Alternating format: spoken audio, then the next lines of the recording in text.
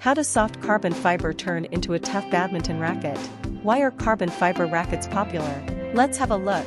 This is how a carbon fiber racket is made. Workers circle the carbon fiber fabric, wrapped around a bar of steel.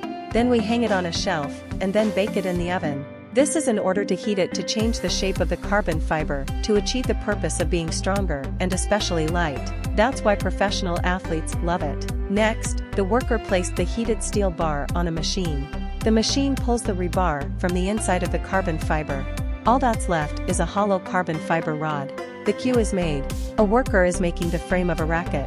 The worker stacks the material to a width of 1 centimeter.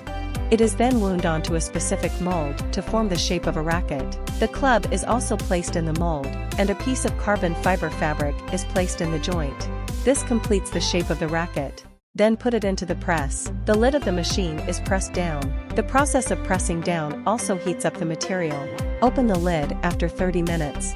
The material then passes through the column shape of the press. The racket is finished, but there was still some residue on the racket. Workers clean up the residue on it to smooth its surface. It is then fixed to a perforating machine. The machine's drill bit drills many holes of consistent size. These holes are prepared for rear threading. Finally, add a suitable wooden handle to the racket. At the same time, a circle of tape is wrapped around the wooden handle.